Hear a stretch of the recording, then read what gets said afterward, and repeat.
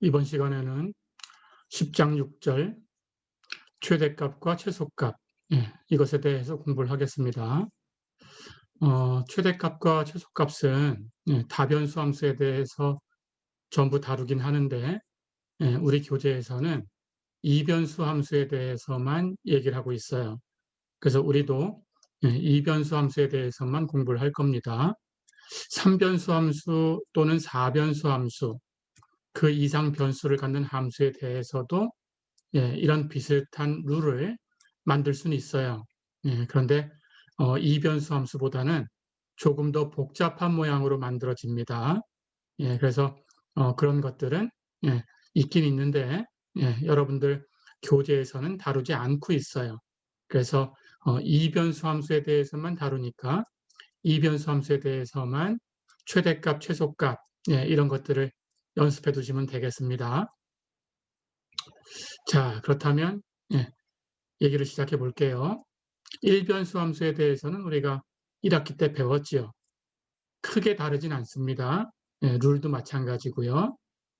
자, 그럼 우선 최대값, 최소값, 극대값, 극소값 이런 것들을 정의를 먼저 할게요. 이변수 함수가 있어요. z는 fxy 이렇게. 자, 그렇다면 이 이변수 함수의 정의역은 우리 앞에서 구해봤었죠. 그 조건에 맞게 계산하면 되는 거고, 주어져 있으면 그 주어진 집합 안에서만 생각을 하면 됩니다. 그런데 그 집합이 여기가 정의역이다라고 주어져 있지 않으면, 그렇다면 생각할 수 있는 가능한 가장 큰 집합에서 생각을 하는 거예요. 그것을 주어진 이변수 함수의 자연정의역이다 이렇게 부르고요. 앞에서 잠깐 언급을 했지만 자연정의역은 그 식을 보고 결정하면 됩니다. 분모가 있다면 분모가 0이 안 되는 곳 선택하시면 되고요. 루트라는 식이 있다면 루트 안에 있는 값은 0 이상이 되는 곳 선택하시면 되고요. 로그라는 표현이 있다면 어떤 밑수를 갖는 로그 함수든지 로그 안쪽에 들어가는 값은 0보다 커야 되죠. 지수함수의 값이 0보다 큰 값을 갖기 때문에 그래서 그런 것들이 겹쳐져 있으면 그 부분의 교집합을 생각하시면 됩니다. 그래서 정의역이 주어져 있으면 주어진 곳에서 그렇지 않으면 자연 정의역에서 여러분들이 그 함수를 생각해 주시면 되겠어요. 자, 어쨌든 그렇게 해서 정의역이 결정되었다라고 가정을 해볼게요. 정의역을 영어로 도메인이라고 하니까 집합 D로 표현을 해보겠습니다. 자, 그렇다면 우선 최대값.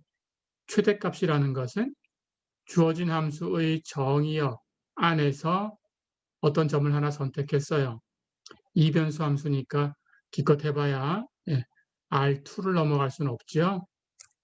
실평면 안에 있는 어떤 도형이 될 거고요. 그 정의역 안에서 어떤 점을 하나 선택을 한 겁니다. D에 속하는 점, A, B라고 해볼까요? 그 점에서의 함수값을 계산을 해봤어요. 그랬더니 정의역 안에 있는 모든 xy에 대해서 fxy를 계산해 봐서 비교했더니 fab가 그 모든 xy에 대해서 fxy보다 크거나 같다. 이렇게 되면 즉 fab 이 값보다 더 큰 값은 없는 거지요. 그렇죠? 최대로 같을 수는 있는데 더 큰 값은 없어요. 그렇게 되면 이 값 fab를 이 정의역 D 위에서 주어진 이변수 함수 fxy 이것을 최대값이다 이렇게 불러요. 최대값. 자, 그러니까 최대값을 정리를 하면 최대값은 정의역 전체에서 가장 큰 값입니다. 정의역 전체에서 가장 큰 값은 최대값 이렇게 얘기를 합니다. 반대로 정의역 전체에서 가장 작은 값이다 그러면 최소값이라고 불러요. 최소값 이렇게 부릅니다. 그러니까 최소값이라는 것은 정의역 D에 있는 모든 xy에 대해서 FAB하고 FXY를 비교를 했더니 이번에는 반대로 FAB가 작거나 같은 거예요. 그러니까 FAB보다 더 작은 값은 없는 거지요. 그렇게 될 때 FAB를 정의역 D 위에서 이 함수, 이 변수 함수 fxy의 최소값이다. 이렇게 부릅니다. 어렵지 않죠? 최대값, 최소값. 1학기 때도 1변수 함수에 대해서 최대값, 최소값 배웠었죠? 그렇죠? 그렇게 해서 최대값, 최소값 이렇게 되는 것을 절대적 극값이다. 똑같이 이렇게 얘기합니다. 절대적 극값. 이렇게 얘기를 해요. 자, 그 다음 극대값, 극소값. 극대값, 극소값 하는 것도 1변수 함수일 때처럼 똑같이 합니다. 어떤 점 A, B가 있어요. A, B를 포함하는 열린 집합, I라고 할까요? 이것은 당연히 정의역 안에 들어가는 열린 집합을 찾는 거고요. 정의역 안에 들어가니까 가장 큰 집합으로는 R2, 이 안에 있어야 됩니다. 실평면. 그럴 때 열린 집합하는 개념은 경계를 갖지 않는 집합이에요. 그래서 XY 평면에서 이렇게 경계를 제거한 점선으로 경계를 표시해 볼까요? 그런 도형. 이렇게 이 집합을 I라고 한다면 이것이 열린 집합입니다. 자, 그렇게 열린 집합이 A, B를 포함하고 있어야 돼요. 그러니까 A, B는 이 열린 집합의 내점이 돼야 됩니다. 인티리어 포인트, 내점, 안에 있는 점. 이렇게. 자, 그럴 때 이 열린 집합 I에서 모든 XY를 선택을 해서 fxy를 계산해 보는 거예요. 그 값하고 FAB를 비교했을 때 FAB가 모든 XY에 대해서 fxy 이상이면 이번에는 FAB를 이변수 함수 fxy의 극대값 이렇게 불러요. 극대값이라고 합니다. 자, 반대되는 쪽은 극소값이라고 할 거예요. 똑같아요. A, B를 포함하는 열린 집합 I가 존재해서 그 I라는 열린 집합 안에 있는 모든 XY에 대해서 fxy 계산한 값이 FAB 이상이 되면, 즉 FAB 이것보다 더 작은 값은 없는 거죠. 그렇게 되면 FAB를 이변수 함수 fxy의 극소값이다 이렇게 불러요. 극대값, 극소값 하는 것은 어떤 국한되어 있는 작은 영역에서 얘기를 하게 됩니다. 그래서 이것은 국소적 극값이다 이렇게 불러요. 해서 국소적인 극값과 절대적인 극값 이것을 두 개를 합쳐서 일반적으로 극값이다 이렇게 얘기를 합니다. 자, 그런데 우리는 필요할 때는 절대적인 극값이 필요할 때도 있고요. 그걸 우리가 조사하기 위해서는 기본적으로 국소적인 극값을 다룰 수 있어야 돼요. 1변수 함수도 그랬었지요. 그렇게 생각을 해두시면 됩니다.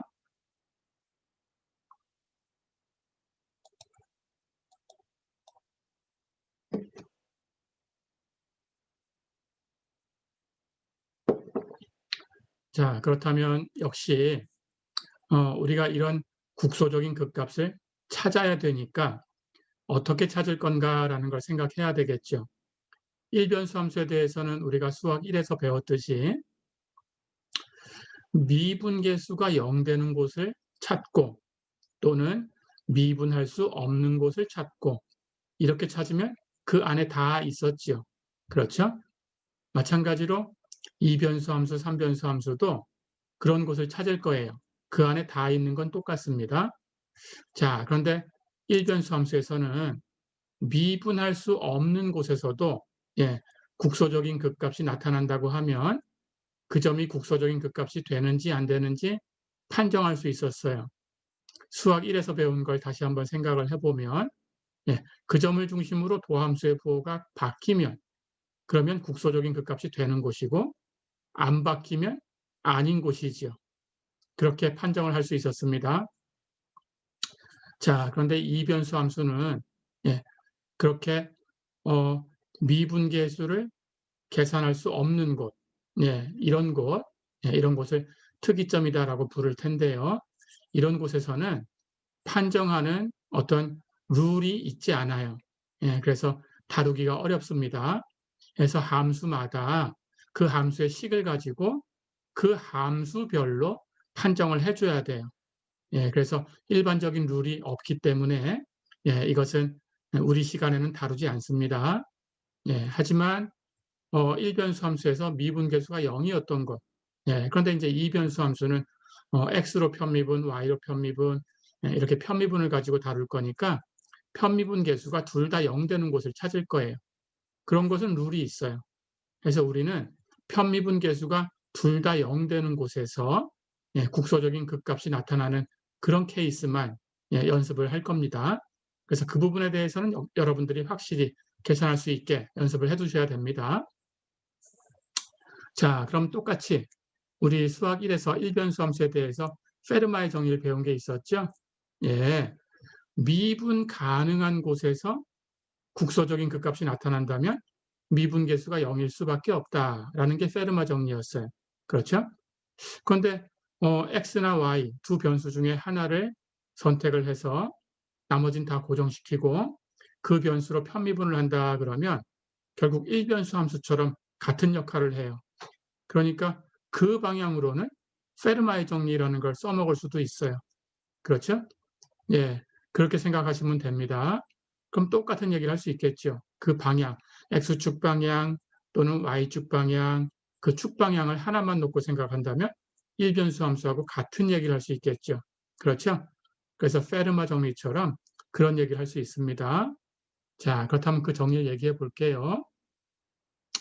이변수 함수 z는 fxy가 있을 때 a, b라는 점에서 극대값이나 극소값을 갖는데 만약에 거기서 일개 편도함수가 모두 존재한다. 그러면 일변수 함수의 페르마 정리처럼 fx a, b 이게 0이어야 돼요. 마찬가지로 fy a, b 이 값도 0이어야 돼요. 그래서 x로 편미분한 값이나 y로 편미분한 값, 이 두 개의 값이 모두 0이어야 됩니다. 자, 그럼 이렇게 기억을 해두세요. x로 y로 둘 다 편미분할 수 있는 곳인데 국소적인 극값을 갖는 곳이다. 그렇다면 편미분 계수가 둘 다 0이다. 어렵지 않죠? 자, 그렇다면 나머지는 편미분 계수가 둘 다 0이 된다. 이런 얘기가 안 되는 곳에서 나타나겠죠. 그렇죠? 그러니까 나머지라는 것은 fx, fy가 둘 다 0인 것 말고 나머지예요. 그렇죠? 일변수 함수에서 얘기했듯이 똑같은 방식입니다. 자, 그렇다면 결국 이 정리를 해석을 하면 이변수 함수 z는 fxy의 극대값이나 극소값이 어디에 있냐라는 얘기를 할 수 있죠. 그렇죠? 그렇다면 금방 앞에 정리해서처럼 fx, fy가 둘 다 0인 곳에서 나타날 수 있어요. 그렇죠? fx와 fy가 둘 다 존재하는 곳에 극대값이나 극소값을 갖는 점이 있었다면 0일 수밖에 없다. 그랬으니까 극대값이나 극소값이 나타나는 곳 중에 하나죠. 그렇죠? 그래서 fx, fy가 둘 다 0인 곳. 이런 곳에 있을 수 있습니다. 첫 번째. 그럼 나머지는 fx나 fy가 존재하지 않는 곳에 나타난다. 이렇게 얘기할 수 있죠. 그렇죠? 그래서 일변수 함수에서처럼 둘 다 0인 곳, fx, fy가 둘 다 0인 곳, 이곳은 정점 역할을 하는 곳이고요. 그렇죠? 그 방향으로 정점이 되는 곳입니다. x축 방향 또는 y축 방향, 그 축 방향을 봤을 때. 그렇죠? 아니면 fx, fy가 존재하지 않는 곳이다라고 했으니까 이런 곳은 특이점 역할을 하는 곳이죠. 그렇죠? 이렇게. 그래서 이 정점 역할을 하는 곳과 특이점 역할을 하는 곳을 두 개를 합해서 임계점이다라고 부를 거예요. 자, 그렇다면 일변수 함수와 같은 얘기를 할 수 있죠. 국소적인 극값을 예, 임계점 안에 다 있다. 그렇죠? 그렇다면 임계점만 찾으면 됩니다. 근데 일변수 함수하고 다른 게 조금 어려운 게 뭐가 있다고 했죠? fx, fy가 존재하지 않는 곳에서는, 즉 특이점 역할을 하는 곳에서는 어렵다라는 게 이게 좀 달라요. 그렇죠? 그래서 이 부분은 우리 책에선 다루지 않겠다. 예, 이렇게 얘기를 한 겁니다. 자, 그렇다면 여러분들은 fx, fy가 둘 다 0인 곳, 예, 이곳에서만 판정을 할 수 있게 연습을 해 두시면 됩니다. 자, 그렇다면 이제 이곳에서는 어떻게 판정을 하는지, 예, 정리를 소개를 할게요.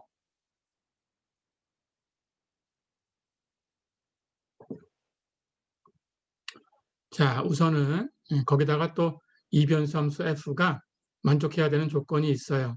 예, a, b를 포함하는 어떤 열린 집합에서 이변수 함수 f가 C2 클래스에 속해야 돼요. 우리가 C2 클래스에 속하면 예, 이계 편도함수까지가 모두 존재하고 연속이다. 이렇게 얘기를 한 거죠. 그렇게 되면 이계 편도함수는 예, 그 편미분하는 변수의 조합만 같으면 순서가 바뀌어도 같은 값이다 라는 얘기를 할 수 있다고 했어요. 그렇죠? 그렇게 돼야 이런 정리를 얘기할 수 있습니다. 자, 그래서 C2 클래스에 속하면서 이건 큰 조건이에요. 예, 큰 가정입니다. C2 클래스에 속하면서 fx, fy가 둘 다 0인 곳, 예, 이런 곳에서 어떻게 판정을 할 건지 얘기를 하겠습니다. 자, 그럼 이렇게 두 개가 다 될 때 이제 하나의 용어를 소개를 할 거예요. f의 이계 편도함수를 fxx와 x로 두 번 편미분한 거죠. fyy, y로만 두 번 편미분한 거죠. 그리고 fxy의 제곱, x로 한 번, y로 한 번 편미분한 건데 사실은 여기에 순서를 바꿔서 하나는 fyx가 있어요. 예, fxy 곱하기 fyx를 계산한 거예요. 그런데 C2 클래스라는 보장이 있으면 이게 같아지니까, 예, 같은 값이 되니까 제곱으로 표현된 거예요. 그래서 사실은 C2 클래스라는 이 조건이 예, 여기에 들어간다라는 걸 생각하면 됩니다. 자, 그래서 fxy 같은 거니까 제곱으로 표현했어요. 이 값을 d라고 둘 거예요. fxx 곱하기 fyy 마이너스 fxy의 제곱. 이것을 대문자 d라고 두겠습니다. 기호로. 자, 그리고 d를 가지고 이제 판정하는 법이 있어요. 이렇게 기억하시면 돼요. d가 0보다 크면 예, 그러면 이 값은 극소값이거나 극대값이거나 둘 중에 하나예요. 자, 그런데 극소값이다, 극대값이다라는 것은 뭘 가지고 판정하냐? fxx의 부호를 가지고 판정할 수 있어요. fxx의 부호가 0보다 크면, 0보다 크면입니다. 극소값이에요. 극소입니다. 예, fxx가 x로 두 번 편미분한 거니까 x축 방향으로 이계도함수 역할을 한다라고 생각할 수 있죠. 그렇다면 x축 방향으로 이계도함수의 부호가 플러스구나 이렇게 생각할 수 있죠. 그렇다면 일변수 함수에서 여러분들이 배운 게 있죠. 이계편도함수, 이계도함수의 부호가 0보다 크다라는 것은 그 일계도함수 이것이 증가한다라는 뜻이에요. 그렇죠? 그러니까 곡선의 모양이 예, 이렇게 그 축 방향으로 이렇게 생기면 예, 그 일계도함수 기울기 역할을 하니까 기울기 역할을 하는 값이 점점 오른쪽으로 갈수록 커지고 있죠. 마이너스에서 0을 통과해서 플러스로. 그렇죠? 예. 이렇게 생겨야 되는 거예요. 그래서 이렇게 생기면 예, 이계도 함수가 플러스다라는 걸 여러분들이 일변수 함수에서 배웠어요. 그렇죠? f의 더블 프라임이 0보다 크다. 그렇죠? 그 역할을 하는 거니까 x축 방향으로 fxx가 이계도 함수 역할을 하는 거니까 똑같은 얘기를 한다. 그 방향으로 그래프가 이렇게 생겼다라고 하면 가장 작은 곳이죠. 극소값. 그렇죠? 해서 fxx가 0보다 크면 극소값이다. 예, 이렇게 기억해 두시면 됩니다. 마찬가지 fxx가 0보다 작으면 예, 그렇다면 x축 방향으로 예, 일계편도함수 fx 예, 이게 감소한다라고 생각하면 돼요. 그렇다면 곡선의 모양은 이렇게 생겨야 될 거예요. 그렇죠? 접선의 기울기가 점점 감소해야 되니까. 예, 해서 FA, B는 극대값이다. 0보다 작으면 극대값이다. 그렇죠? 0보다 크면 극소값이다. 그렇죠? 예, 해서 fxx가 0보다 크면 극소값, fxx가 0보다 작으면 극대값. 어렵지 않죠? 예, d가 0보다 클 때 fxx의 부호를 가지고 판정한다. 기억해 두세요. 하지만 d가 0보다 작다 그러면 예, 이 값은 극소값도 아니고 극대값도 아니에요. 예, 이 경우에는 안장점이다라고 얘기합니다. 안장점, 말안장이란 뜻입니다. 영어로 saddle에서 a saddle point, 안장점 이렇게 불러요.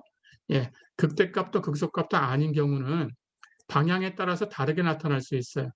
자, 곡면이 이쪽 부분이 이렇게 생겼다면 지금 이 곡선을 그리는 이 방향으로 이 방향, 예, 이걸 포함하는 평면, 이걸로 곡면을 쳐냈다면 이런 곡선이 생기겠죠. 그렇죠? 그렇다면 이 부분에서 극소값 모양을 가져요. 그렇죠?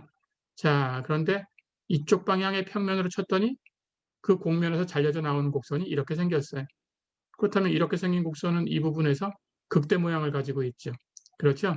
예, 쳐내는 방향에 따라 극소 모양도 같고 극대 모양도 같고 이렇게 생긴 겁니다. 그래서 곡면이 말 안장처럼 예, 이렇게 생긴 곡면, 예, 이렇게 생긴 곡면을 생각을 하면 예, 말 안장이 되는 이 부분, 등허리 이 부분에서 예, 점을 생각하면 잘려 나오는 곡선에 따라서 이렇게 잘려 나올 수도 있고 이렇게 잘려 나올 수도 있다. 어렵지 않죠? 이런 부분이 생겼다라는 뜻입니다. 안장점. 예, D가 0보다 작으면 안장점이에요. 자, 그럼 판정법은 이렇게밖에 없습니다. D가 0보다 클 때 판정할 수 있고요. D가 0보다 작을 때 판정할 수 있어요. 그렇다면 여기 빠진 게 바로 눈에 보입니다. D가 0일 때는 없네요. 그렇죠? D가 0일 땐 따로 판정하는 법이 없습니다. 예, 그래서 D가 0일 때 만약에 값이 나왔다면 그럴 때는 예, 그 곡면의 식을 가지고 예, 개별적으로 판정할 수밖에 없어요. 예, 그래서 그런 부분은 책에서 다루지 않고 있으니까 마찬가지로 시험에 출제하진 않겠습니다. 예, 알려주지 않았으니까. 예, 하지만 이 배운 부분에 대해서는 다 출제가 되는 거니까 연습하셔야 되고요.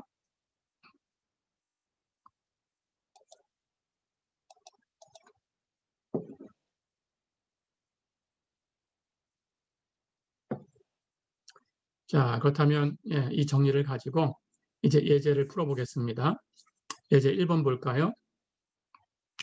이변수 함수 fxy가 x의 제곱 플러스 y의 제곱 마이너스 2x 마이너스 6y 플러스 14 이렇게 생겼다. 극대 극소를 조사해봐라 그랬어요. 자, 그렇다면 우리 배운 정리를 이용할 수 있게 여기 식을 보면 x의 몇 승, y의 몇 승 이런 것들을 곱하고 더하고 해서 만든 거죠. 다항함수 모양이에요. 그렇죠? 예, 다항함수 모양이니까 당연히 어떤 변수를 선택해서 편미분하더라도 편미분할 수 없는 곳은 없어요. 그렇죠? 자, 그렇다면 모든 점에서 편미분할 수 있으니까 이제 여러분들은 x로 y로 편미분한 값이 둘 다 0인 곳을 찾으면 됩니다. 그럼 편미분해 볼까요? fx, x만 변수 취급해요. 2x, 이건 0, 마이너스 2, 나머지는 다 상수 역할이니까 0 해서 fx는 2x 마이너스 2. 그렇죠? y로 편미분합니다. y만 변수죠. x제곱은 0이 될 거고 y제곱은 2y, 마이너스 2x는 0이 될 거고 마이너스 6y는 마이너스 6, 14는 상수니까 0. 어렵지 않죠? 자, 그렇다면 결과는 2y 마이너스 6이죠. 그렇죠? 그렇다면 fx, fy가 둘 다 0이 되려면 2x-2도 0 돼야 되고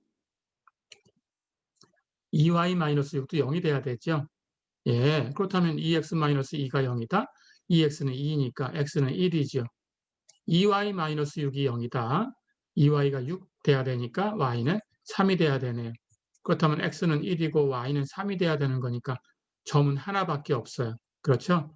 에서 찾은 점은 이걸 만족하는 점은 1,3 이렇게밖에 없어요. 그렇죠?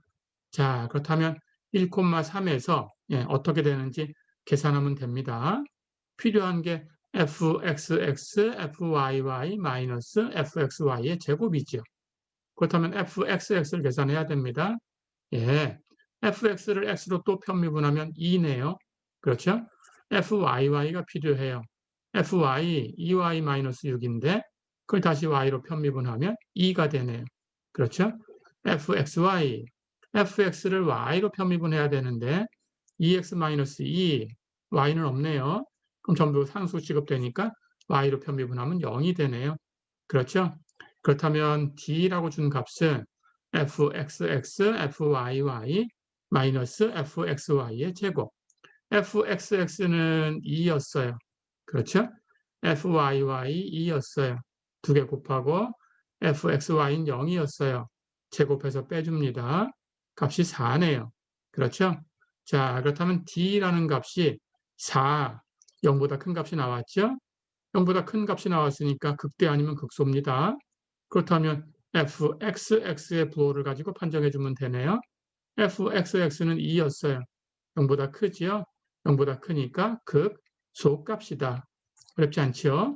자, 그렇다면 이 이변수 함수는 1,3이라는 점에서 극소값을 갖고 있다. 극소값을 갖는 점을 하나 찾은 거죠. 그렇죠? 다른 것은 없어요. 그렇죠?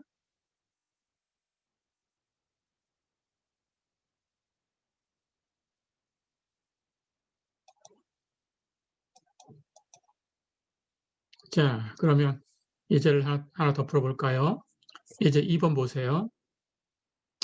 fxy가 y제곱 마이너스 x제곱이다. 그랬습니다.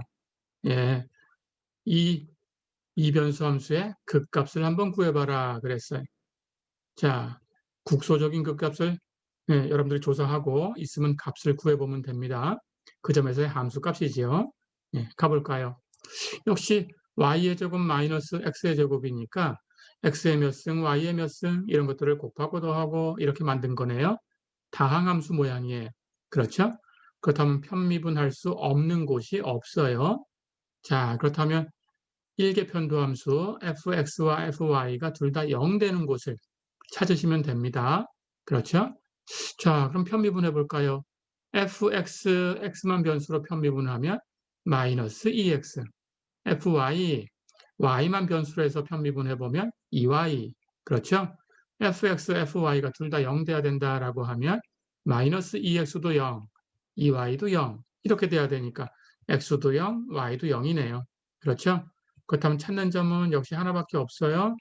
0,0 한 점이니까 그냥 계산해도 되겠습니다.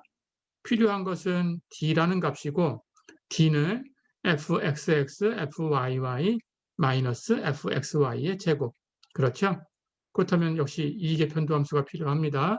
fxx, fx를 x로 또 편미분하면 마이너스 2, fyy, fy를 y로 또 편미분하면 2, fxy, fx를 y로 편미분하면 0이네요. 마이너스 2x를 y로 편미분했으니까. 그렇죠? 그렇다면 d는 fxx 마이너스 2와 fyy 2를 곱하고 거기서 fxy 0의 제곱을 빼주면 되네요. 계산하면 마이너스 4가 되네요. 0보다 작아요. 그렇죠? 0보다 작은 값이 나왔으니까 판정 가능합니다. 안장점이죠. 그렇죠? 예, 아까처럼 예, 안장면 모양을 하고 있어요. 이렇게. 예, 실제로 이 이변수 함수의 그래프가 이렇게 생겼습니다. y제곱 마이너스 x제곱 이것의 그래프를 그리면 이렇게 말 한 장 같은 요점이 생겨요. 여기가 이제 x, y가 둘 다 0일 때 지나가는 값이에요.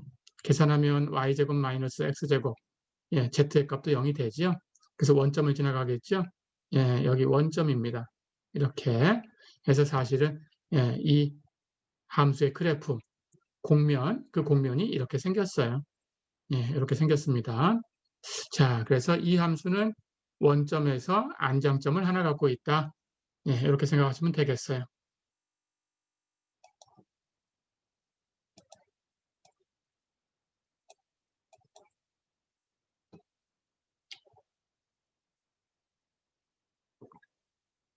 자, 그러면 하나만 더 풀어보고 이 시간은 정리를 하겠습니다. 예제 3번 볼까요? 이변수 함수 fxy가 x의 4승 플러스 y의 4승 마이너스 4xy 플러스 1이다. 이렇게 주어졌어요. 극대값과 극소값 그리고 안장점을 구해봐라 그랬습니다. 계산해 볼까요? 역시 x의 몇 승, y의 몇 승 이런 것들을 곱하고 더하고 이렇게 한 거니까 다항함수 모양이죠. 편미분할 수 없는 곳은 없습니다.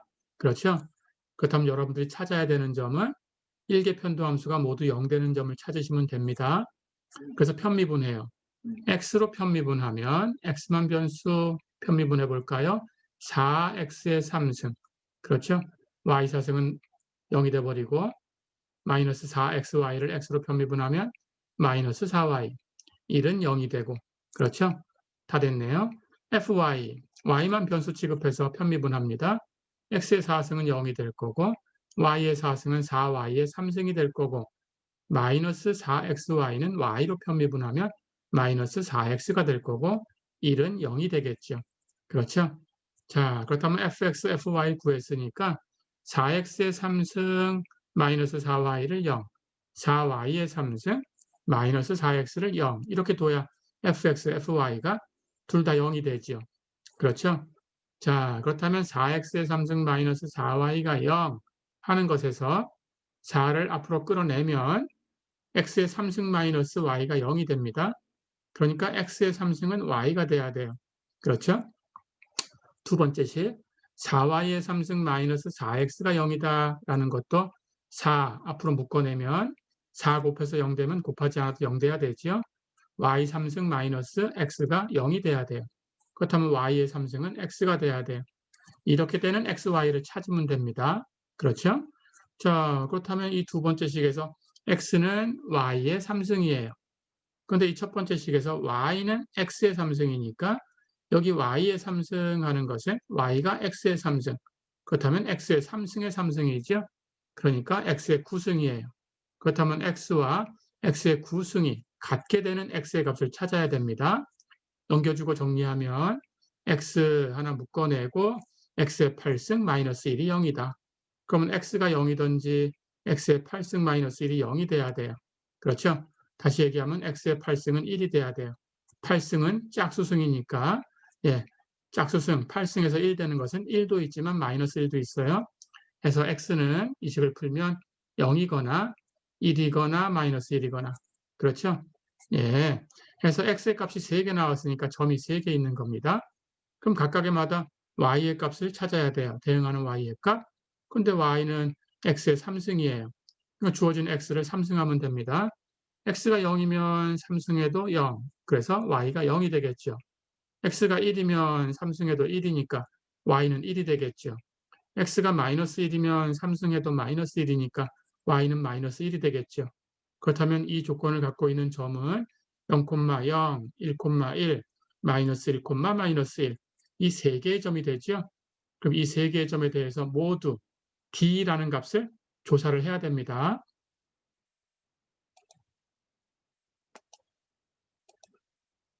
자, 그럼 조사하기 위해서 d라는 값은 fxx, fyy 마이너스 fxy의 제곱이었어요. 그렇죠? 자, 그럼 fxx는 fx를 다시 x로 편미분해서 12x제곱이 되네요. 그렇죠? 네, fx 얻은 게 있으니까 다시 x로 편미분해주면 됩니다. fyy는 다시 fy를 y로 편미분하면 됩니다.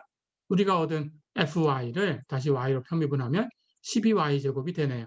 그렇죠? fxy, fx를 우리가 얻은 fx를 이번에는 y로 편미분하면 돼요. 마이너스 4가 되네요. 그렇죠? 자, 확인해 볼까요? 앞에서 fx가 4x의 3승 마이너스 4y였으니까 fxx는 이것만 남죠. 3 앞으로 나가서 12x의 제곱.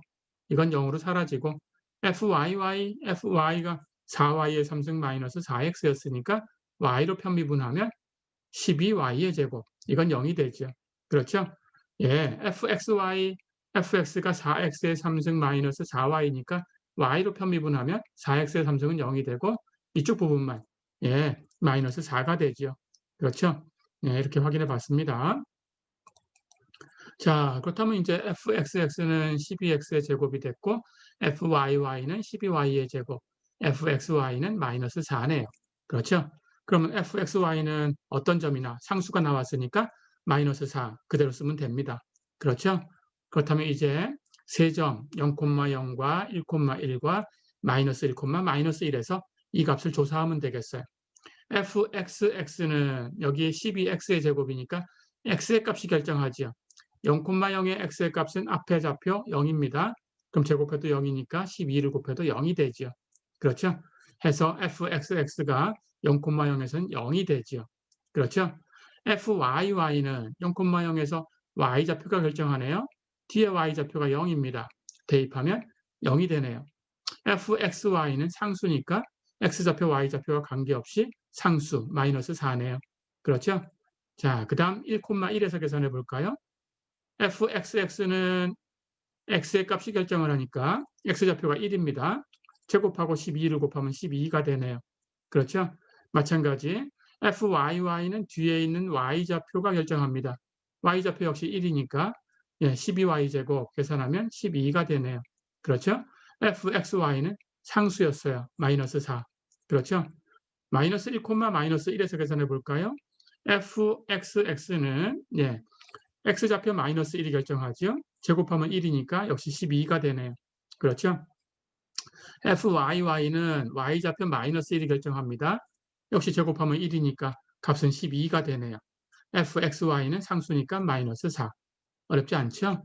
자, 그러면 이 세 개의 점에서 fxx, fyy, fxy를 다 계산했어요. 그렇죠? 그럼 d를 구할 수 있습니다. fxx, fyy 위에 거 두 개 곱하고 그렇죠? fxy의 제곱을 뺄 거니까 세 번째 거 마이너스 4의 제곱을 빼주면 돼요. 그렇죠? 자, 그렇다면 d는 0,0에서는 앞에 두 개 곱하면 0, 마이너스 4를 제곱하면 16, 뺄 거니까 그 값은 마이너스 16, d가 마이너스 16. 그렇죠? 그럼 d가 0보다 작은 값이 나왔으니까 이건 안장점 판정됐죠? 1,1이라는 점은 둘 다 앞에 있는 fxx와 fyy 둘 다 12이니까 곱하면 12의 제곱 144. 그렇죠? 144에서 마이너스 4의 제곱 16을 빼주면 128. 그렇죠? 0보다 큰 값이네요. 극대 아니면 극소가 되네요. 그런데 그럴 경우에는 fxx의 부호를 가지고 판정해 주면 됩니다. 12, 0보다 커요. 0보다 크니까 극소값이다. 어렵지 않죠? 마이너스 1, 마이너스 1 여기서도 fxx는 12, fyy도 12. 두 개 곱하면 144. 그렇죠? 거기서 fxy의 제곱을 빼줄 텐데 마이너스 4의 제곱은 16에서 마이너스 해주면 128. 그렇죠? 0보다 크니까 역시 극대거나 극소거나 둘 중에 하나일 텐데 역시 fxx는 12, 0보다 컸어요. 0보다 크니까 극소값이다. 어렵지 않죠? 이렇게 주시면 됩니다. 자, 이번 시간은 여기까지입니다. 수고했습니다.